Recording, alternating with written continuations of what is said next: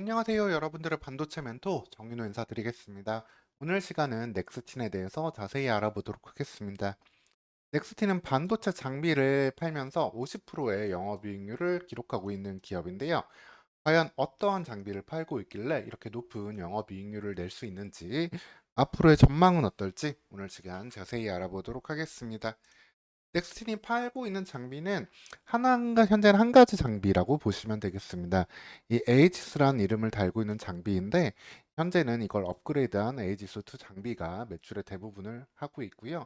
과거에는 에이지스1의 장비를 하면서 매출을 해오고 있었습니다. 즉, 장비 업그레이드를 꾸준히 하면서 시장 수요에 발맞추는 모습을 보여주고 있고요. 현재는 이거 3도 개발 중인 상황이라고 보시면 되겠습니다. 반도체 전 공정에서 이제 웨이퍼를 검사하는 장비인데, 흔히 이 검사는 두 가지로 나뉩니다. 다크필드 검사, 브라이트필드 검사. 근데 이 장비는 다크필드에 주로 사용된다고 보시면 되고요. 이게 어떤 검사인지는 뒤에서 더 자세히 볼게요. 그리고 이 장비를 팔고 있는 기업 고객사에 대해서도 흥미로운 점을 볼 수 있는데, 삼성전자라든가 하이닉스 쪽에서도 매출이 나오기도 했었지만, 이후에는 중국 시장을 개척하면서 중국 시장 매출이 급격히 올라간 상황입니다. 2023년 상반기 같은 경우는 거의 중국향 매출이 80% 이상 90%까지도 나오는 상황이고요. 이게 2024년, 25년에는 얼마만큼 회복될 수 있을지도 넥스틴의 성장을 볼 수 있는 포인트라고 보면 되겠습니다. 그러면은 이 장비가 어떤 검사에 쓰이는 거냐 말씀드리면은, 반도체는 전 공정과 후 공정이 있잖아요. 전 공정에서는 이제 회로를 새겨가지고 웨이퍼를 반도체로 만드는 과정인데, 이 공정을 진행하면서도 불량을 찾아내는 게 중요합니다. 그래야 수요를 높일 수 있고 생산 원가를 맞출 수 있는데, 불량이 나는 가장 큰 원인이 바로 패턴 결함이 되겠습니다.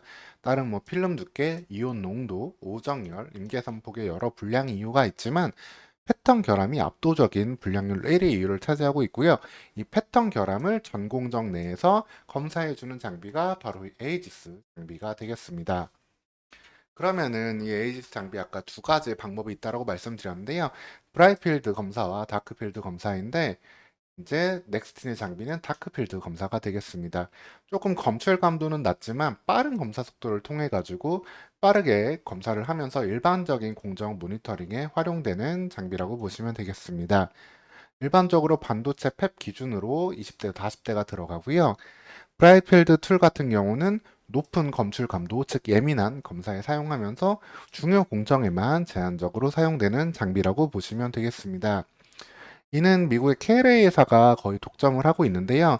장비당 2천만 달러가 넘는 고가의 장비라고 보면 되겠습니다.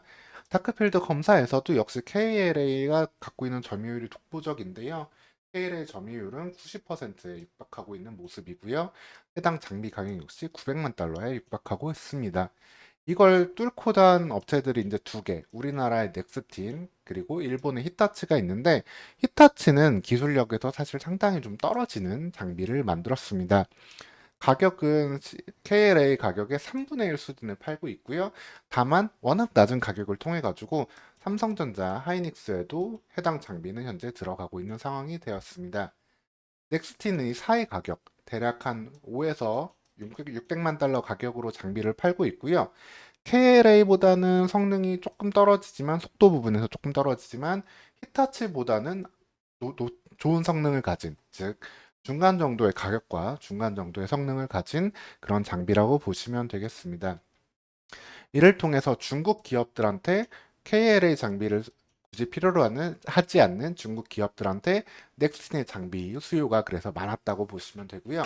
이를 통해서 KLA를 대체해서 중국향 매출을 크게 뚫어냈다고 보면 되겠습니다.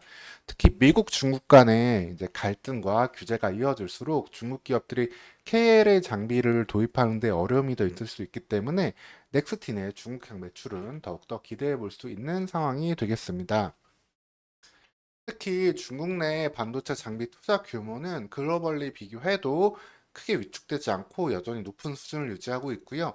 물론 상반기 같은 경우 일정 부분 미국의 규제 영향으로 인해 가지고 투자 사이클이 좀 다운된 부분, 그다음 메모리 산업 전반, 메모리까지 해가지고 좀 반도체 업황이 좀 다운된 부분이 있어가지고 그 영향을 받긴 했지만, 하반기에 회복되는 사이클이 다시 나온다면 중국향 매출은 다시금 올라갈 것이라고 볼 수 있겠습니다.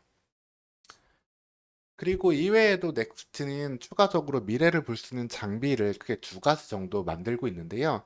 하나는 HBM 공정용으로 공급될 크로키 장비, 하나는 EUV용 장비인 레스큐가 되겠습니다.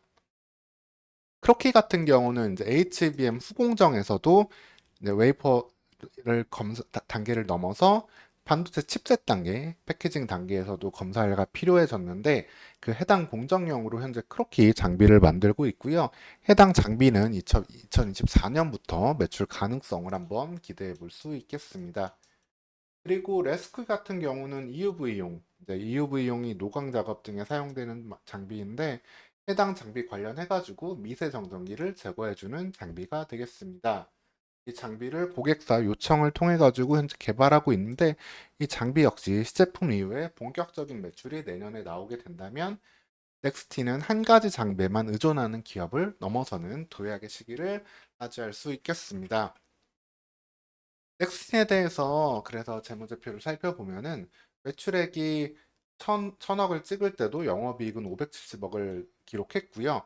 2023년도 매출액 대비 영업이익은 크게 훼손되지 않는 모습을 볼 수 있습니다. 즉 매출액의 증가가 곧 높은 영업이익의 증가로 이어질 수 있고 이렇게 가능한 거는 이 다크필드 검사 장비 자체가 워낙에 독점 시장이기 때문에 관련해가지고 진입장벽이 높아서 높은 영업이익률을 보장해준다라고 보시면 되겠습니다. 그래서 넥스틴에 대해서 결론을 요약해 드리면은 중국향 매출의 지속적인 확대를 기대할 수 있고요. 그리고 여기에는 또 하나 포인트로 중국 기업과의 조인트 벤처를 현재 설립한 상황입니다. 이를 통해 가지고 중국 정부의 지원도 받으면서 중국 반도체 카펙스 확대에 따른 수혜를 기대해 볼 수 있겠습니다.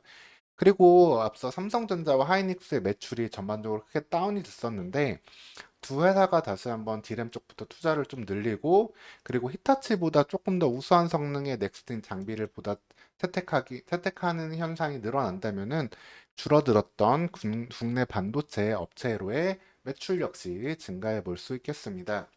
그리고 두 가지 기대되는 신규 장비인 레스큐와 크로키 등의 장비 역시 2024년부터 플러스로 신규 매출을 기대해 볼 수 있는 거기 때문에 기본 매출이 올라가면서 플러스 알파 효과를 기대해 볼 수 있겠습니다. 오늘 시간 넥스틴에 대해서 자세히 안내해 드렸고요. 추가적으로 궁금한 점은 댓글 남겨주시면 되겠습니다. 오늘도 영상 시청해 주셔서 감사하고 다음 시간에 또 좋은 영상으로 인사드리도록 하겠습니다.